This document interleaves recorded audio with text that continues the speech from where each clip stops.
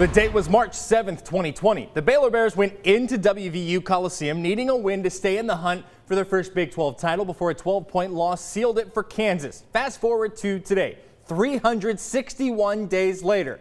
Baylor enters WVU Coliseum one win from clinching its first Big 12 title. It would be the first conference title for the program since 1950 as the Bears and Mountaineers face off this afternoon. First half, Maceo Teague outside for Jared Butler, makes a move, crossover, step back three, bang! Bears go on an early 8-0 run. Then just before the half, it's Butler in the corner, long two, he's got it. Bears up 3 at the break, and Baylor starting to look like its old self, but second half, Mountaineers not going away. Sean McNeil gives West Virginia its first lead on this three, part of a 10-0 West Virginia run. Final seconds of regulation. Butler drives through the contact, off the glass. We've got overtime in Morgantown in the bonus period. Butler again, three ball, corner pocket, bang, he finishes with 25. Final minute, Davion Mitchell does it himself to the rim, off the glass, and for the first time since 1950, the Baylor Bears are conference champions.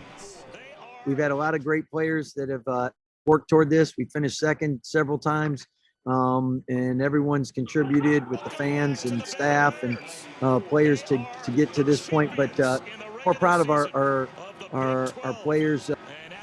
Now it's a short wait for the next game. Baylor returns home to close the regular season with a pair of games. First, Oklahoma State and the top prospect in this year's NBA draft come to town Thursday.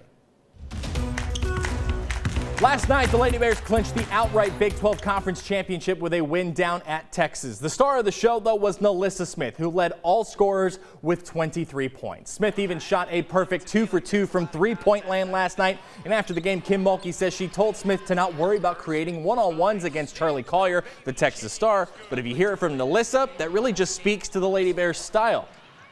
You can see everybody's game growing. You can see everybody playing with a lot more confidence now. I just see us keep going, getting better and better. We focus on defense in practice. We're a defensive team, so that's kind of what we focus on. So, I mean, we've gone through it in practice. We played them before, so we kind of knew what to expect. Next up for the Lady Bears is a trip to Kansas. This one is a 4 p.m. tip Saturday in Lawrence. As the high school basketball playoffs continue, the La Vega girls are on to the Elite Eight in 4A. But to get to the state semifinals, the Lady Pirates would be in for their toughest test this season against the top team in the state, La Vega, facing #1 Hardin-Jefferson tonight in Crockett. We start in the first quarter. Hardin-Jefferson turns to its Duke commit. Ashlyn Jackson spots up, three ball. She's got it, and the Lady Hawks are rolling early. Still in the first, watch this. Mimi Willis gets the answer for La Vega. Three ball from way downtown. She's connecting. Then skip to the second half, and it's Kendall Sneed. Crossover, nails the floater for the Lady Hawks to build on their lead. Later on, Willis again, same spot, further out. That gets the Lady Pirates within one, but that would be it. La Vega's season ends tonight in the Elite Eight, 68-61. Tonight at Robinson Memorial Christian Academy from Killeen, taking on St. Paul to advance to the TCAF state championship game. Start of the third, Jeremiah Smith drives from the perimeter into the paint, through the contact.